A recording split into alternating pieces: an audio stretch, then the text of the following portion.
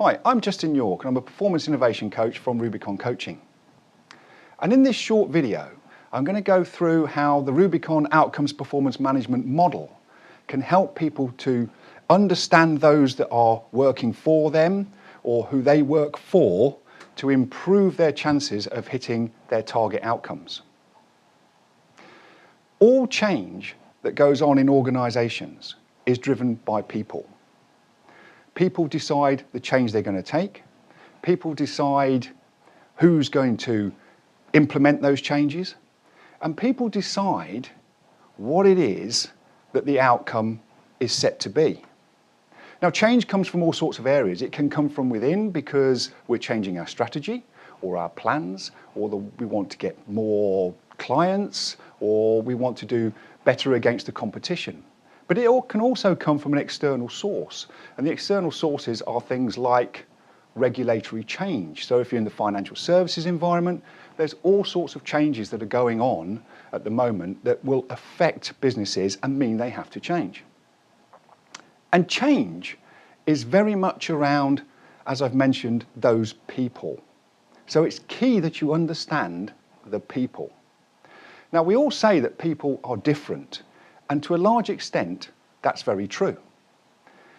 But at Rubicon Coaching, we use the DISC personality profiling assessment tool.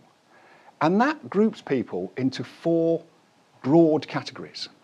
They can be dominant, they can be influencing, they can have safety and security in mind, or they can be compliant. And all people will fit into one of those broad categories.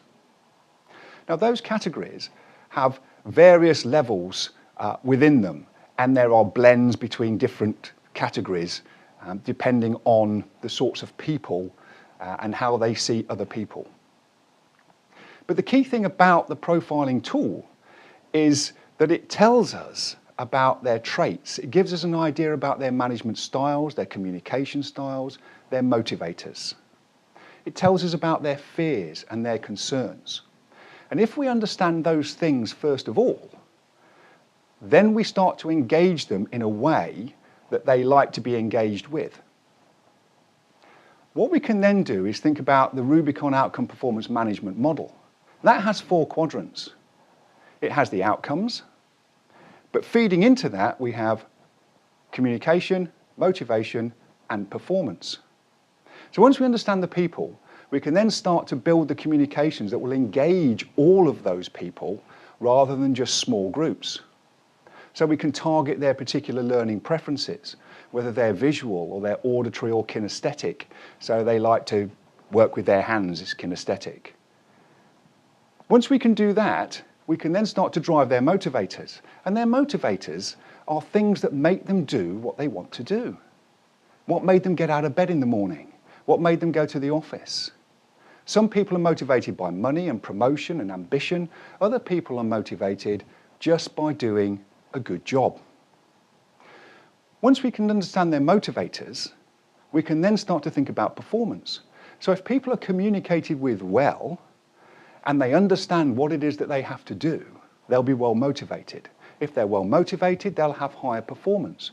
Those performance levels will then drive the outcomes. And you'll get closer to the outcomes if you've got people that are well motivated and are driven by good performance. All of those things come back to the people. And if you want to have good outcomes, if you want to have reduced friction, reduced conflict, you've got to understand those people, communicate with them well, drive their motivation, get their performance, and get those outcomes that you desire. Better efficiency, increased performance, hit your targets. Thanks.